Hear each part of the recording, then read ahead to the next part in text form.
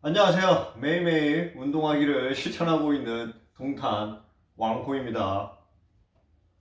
오늘은 화요일, 날씨 너무 좋습니다. 가장 최근에 밖에서 마스크를 벗고 숨을 크게 들이셔본 적이 있는지 궁금합니다. 저 오늘 그랬거든요. 너무 상쾌해. 이게 공기가 좋은지 몰랐습니다. 근데 지금 살짝 구름이 끼고 있어요. 아까 퇴근할 때가 2시 반, 3시쯤 다 됐을 때였는데 그때는 구름이 하나도 없었는데 점점 구름이 옵니다. 내일은 눈이 온다고 하죠.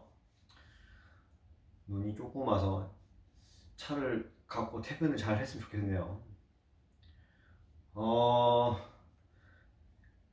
오늘은 스트레칭을 미리 안 했어요. 영상 찍으면서 하려고. 스트레칭하고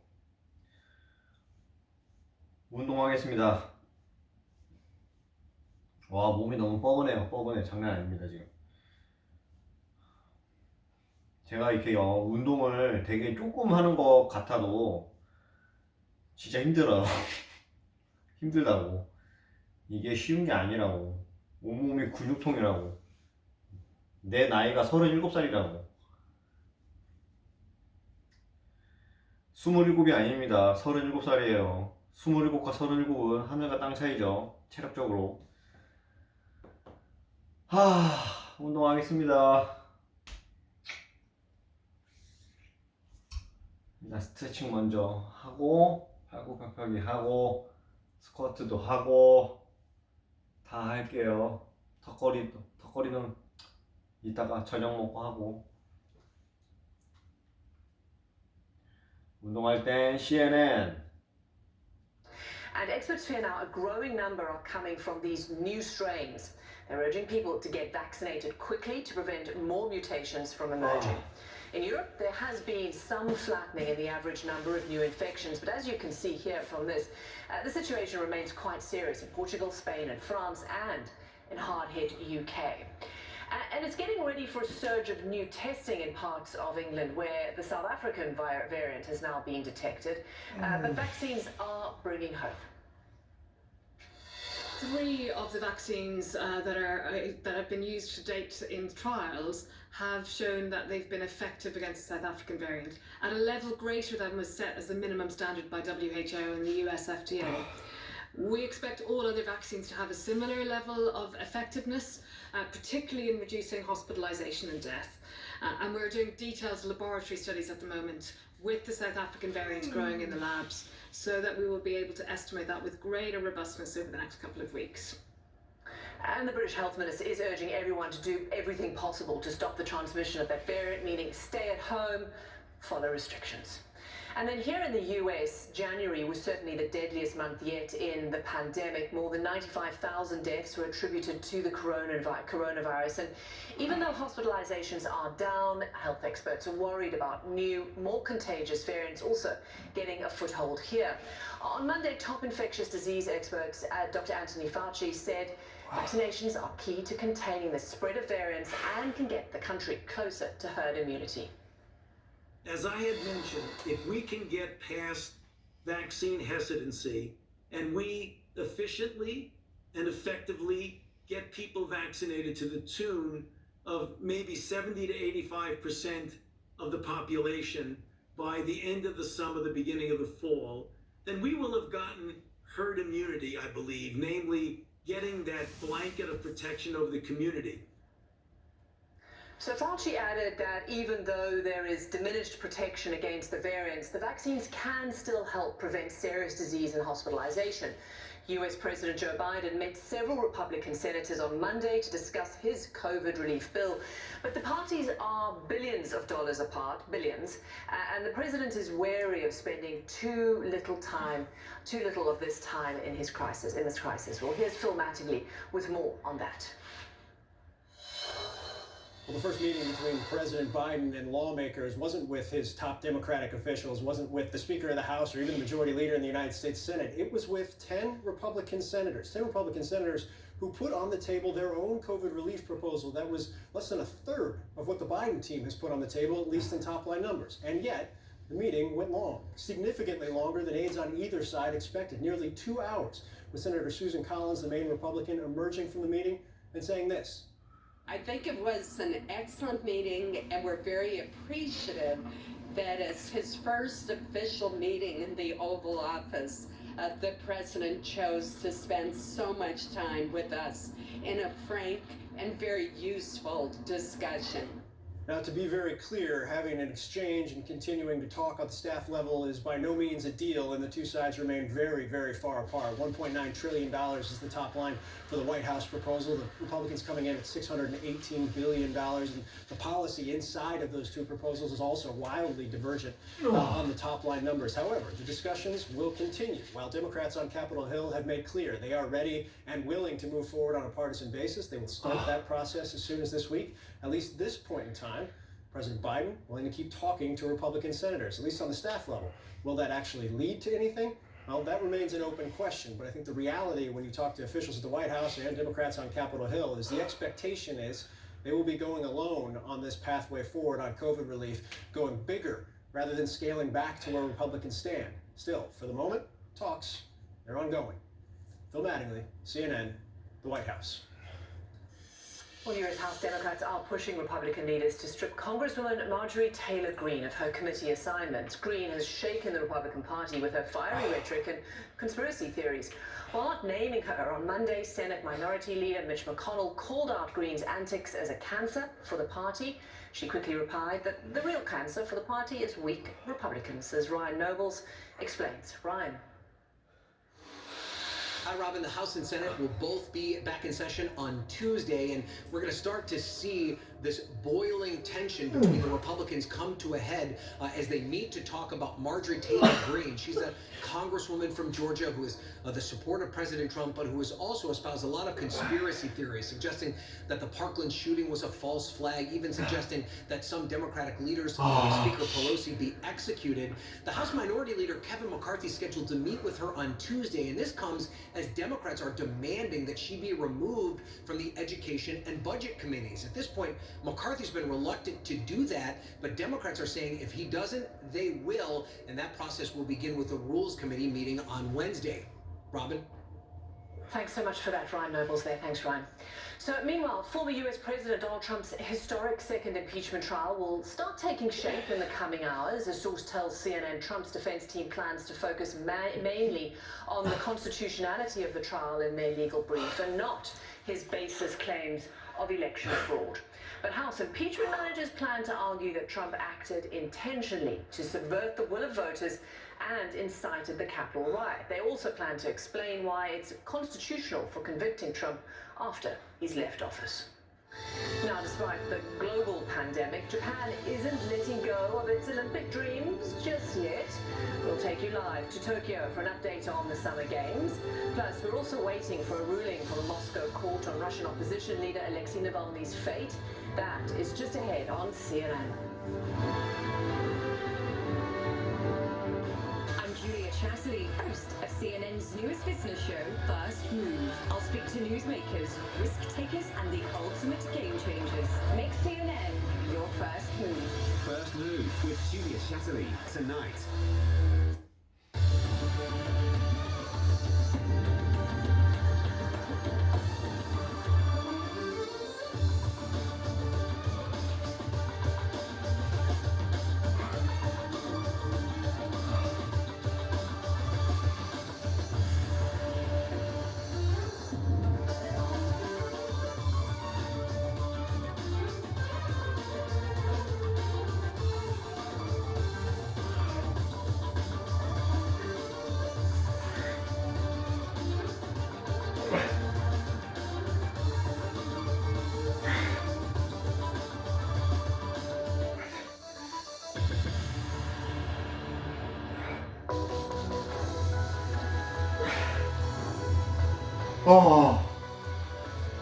여러분 레그레이즈를 하는데 허벅지가 너무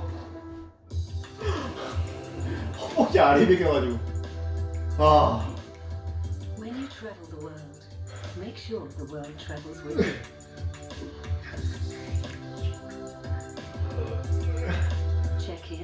Log on and get connected with all of the latest developments at your 아유. CNN partner hotels. Connected to your world. Have you been bitten by the bug of curiosity? This is CNN 10. My name is Carl Zeus. I'll be your explainer-in-chief. Global news. International relations are the key factors. Relevant stories. Everyday people whose action is changing their community. Complex issues. Explained. We're going back to the future.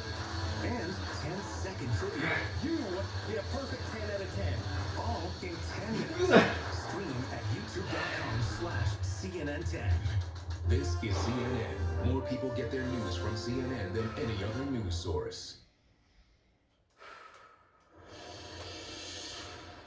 I want you to take a look at these pictures. This is happening right now. A court hearing is underway in Moscow for Russian opposition leader Alexei Navalny. In that room, in that building, his fate is all but sealed after general prosecutors called for up to 3.5 years in prison for parole violations. Russian courts rarely defy recommendations from prosecutors. Now, the decision by the court is expected in the coming hours and will likely send thousands of protesters back onto the streets, just as they've done for the past 2 weekends in more than 100 cities. Well, Navalny himself has called for nationwide demonstrations in direct defiance of the Kremlin and Vladimir Putin. Matthew Chance is in Moscow, and he filed this report. Matthew. This is what the Kremlin does when it's threatened. It cracks down hard. Across Russia, mass protests calling for the release of key opposition leader Alexei Navalny were met with more than 5,000 detentions and, of course, brute force. In Moscow, this protester was repeatedly shot with an electric baton as he was hauled away in agony. I can't breathe, shouts another, as he's held down by riot police in the remote city of Chelyabinsk. But the heavy-handed tactics don't seem to be easing the public mood. We're all really fed up, says this woman. I've been waiting for the moment when finally revolt and the demonstrations begin, she says. And this is what's been galvanizing them. Not just the horrific poisoning of Alexei Navalny in Siberia last year, but also his defiant performance since recovery, returning to Russia to face arrest and calling for more protests from jail. He now faces a key court hearing to decide if he will spend years behind bars or be free. 지금 2세트밖에 안 했죠. 2세트. Success online that seems to be needling the Kremlin most of all. His team's latest anti-corruption expose, detailing $1 billion palace alleged to have been built for Vladimir Putin, has now been viewed more than 100 million times on YouTube. The Kremlin denies any connection to the building. But there seems to have been at least one bizarre attempt to bolster Putin's support online. This video posted on pro-Kremlin media outlets showing factory workers wearing face masks and military-style uniforms performing this highly choreographed dance routine to patriotic Russian pop songs. Putin is our president, they shout at the end.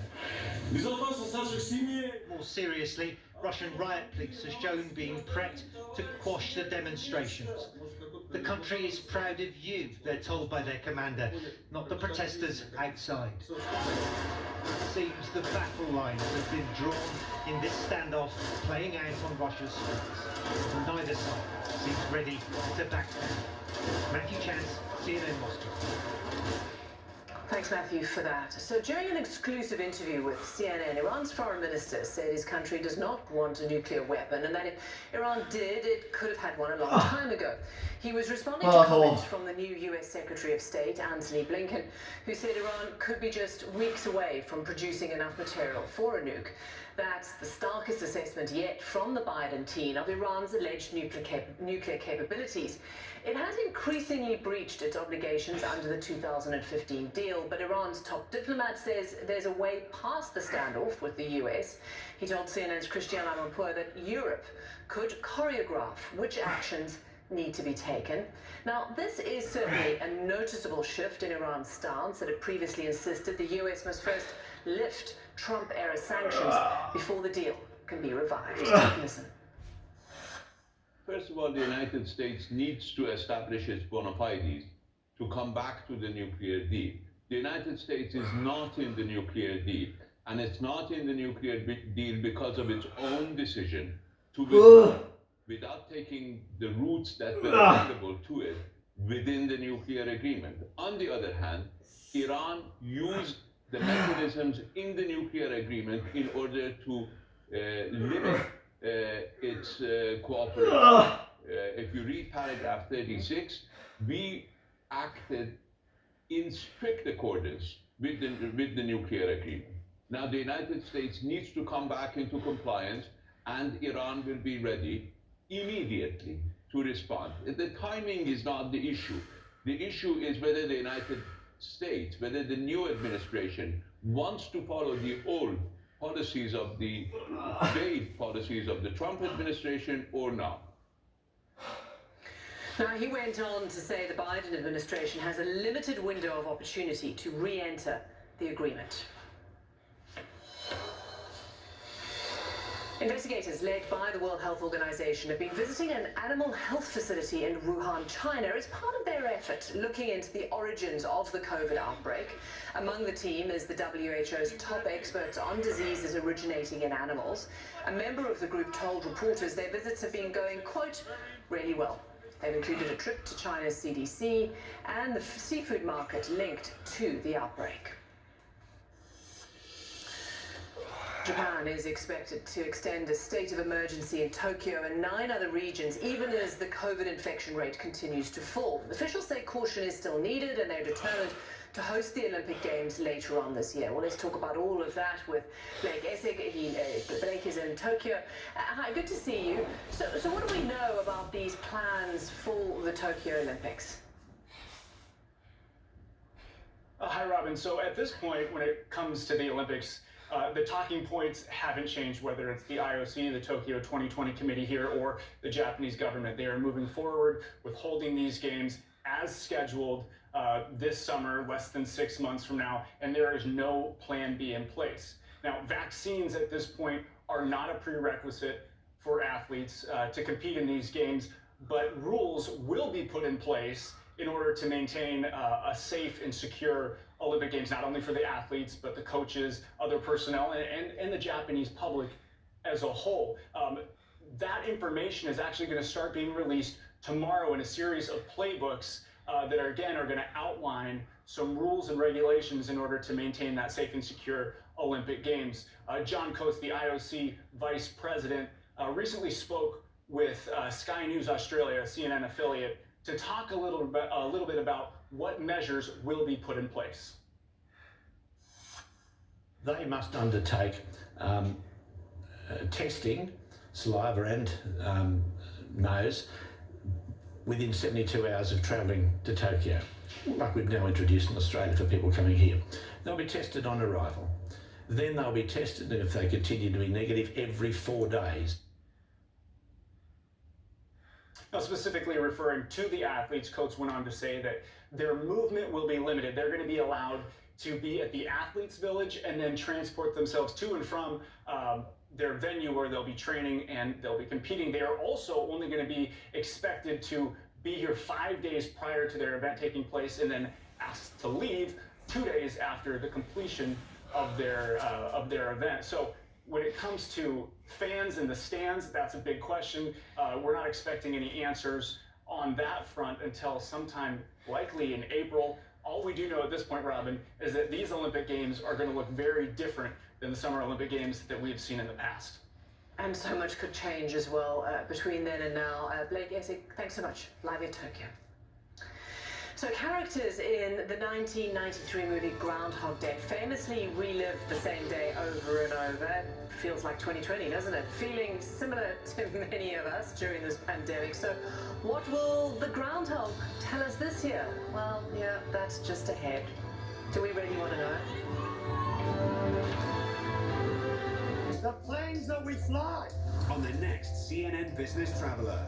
787, the 350, 777, A220. The passenger's choice, I find it very comfortable. It's quiet. The airline's choice. Airbus and Boeing will tell you Qatar Airways tortures them before we sign an agreement. And the new generation of jetliners. I think the blended wing is delightful. It looks more like a sci-fi image.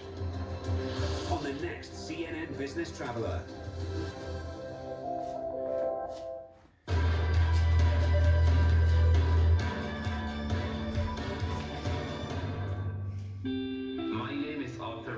I'm the manager of the Retail and Business Banking Department of an international bank in Cameroon. Nothing really prepared us for a crisis as hard as this one. So when it started, my greatest fear was that my teammates and my colleagues and the staff members find themselves hit by an emotional toll too heavy for them to bear. So we had to implement brutal changes to make sure people kept the feeling of being safe while working. So I had to make adjustments at the personal level as well, because not only people looked up to me as a manager to be able to find motivation to go through the situation themselves, but I had to go through it with a family that is far apart from here. I had to parent my kids through the phone and work through homeworks, sometimes late at night when I'm done from working. Now, my hopes for the future is that as the world reconstructs and recovers from the pandemics, that we as a collective unit build a more people-centered world, and that the quality of our overall decisions reflect the lessons we learned from this pandemic.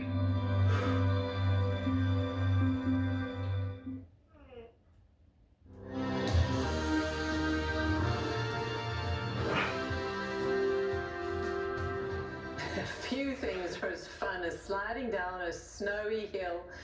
Take a look at these images, they're fantastic. As the giant pandas of Washington, D.C. Zoo demonstrated this weekend. Upside down and heads first, clearly even better. It looks like my youngest daughter. Just fabulous. Millions of people watching and retweeting this happy video after the zoo posted it on Sunday. And here in the US, it is now Groundhog Day. That's when a large rodent in Pennsylvania does or does not see his shadow, and that somehow determines whether the northern spring will arrive early. Normally the tradition draws a crowd, yes, but in this pandemic, there's a new way for folks to get their fix of the country's most infamous groundhog. Here's Jeannie Mose. They may call him prognosticator of all prognosticators, but who would have prognosticated this? Punxsutawney Phil selling personalized messages? Hi, Ashley. Hi, David. What's up, Mitch? His handler has to do the verbalizing. This is Punxsutawney Phil. But Phil perks up at his own name and is a master at staring soulfully into the camera. He has joined the ranks at Cameo, where humans, nothing but the very, very best, like Sarah Palin, get paid to send out customized messages. Oh, young man, the world is your oyster. It costs $249. If you want a shout out from Sarah Palin, Punxsutawney Phil is a bargain at $99, though the groundhog has a higher price tag than political prognosticator Anthony Scaramucci, with his $55 fee. Well, Dan, I got great news for you. Your wife is like totally in love with you. Totally in love with Punxsutawney Phil. At least 136 fans ordered customized messages before Groundhog Day, some celebrating a February 2nd birthday. Phil, I'm sure, appreciates sharing his special day with you. Well, it's Groundhog Day. Again? And with a personalized message, you can relive it over and over, just like in the movie. That's right, woodchuck chuckers. It's Groundhog Day! Due to COVID, gone are the crowds of past Groundhog Days, the funny hats, and enthusiastic signs. The proceeds from selling cameos featuring Phil will help offset losses to the non-profit Groundhog Club caused by the pandemic. The Cincinnati Zoo likewise markets messages. Enjoy your day. From their baby hippo, Fiona. Love you. Fiona herself gets paid in romaine lettuce leaves, while Phil seems happy just ground-hogging the camera. Ginimos, CNN. Waiting to worship a rat. New York. And that wraps up this hour of CNN. I'm Robin Kerner. Thanks so much for joining me. You can find me on Instagram and Twitter at Robin Kerner CNN. But don't go anywhere yet. I'm going to hand you over to the lovely folks at World Sport. In Japan, there are colors distinctly associated with 4 different seasons. These colors have been giving extra flares to Japanese food culture. Refined art tested by time. Japanese food enriches our lives. To know Japan, you have to taste it. Across Africa, businesses are working together like never before. All new on CNN, Connecting Africa. Join me and Lenny Jokos as we crisscross the continent to show you how new connections between people, places, and projects are revolutionizing commerce in Africa. All new Connecting Africa on CNN. In association with Afrexim Bank. Connect the world with Becky Anderson. It all starts here. Changing, fighting, creating, connecting. 오늘은 여기까지만 하겠습니다. Shapes our world. Getting perspective on this region from this region. Places that many of us know, but few of us get to see. It all starts here. And that's why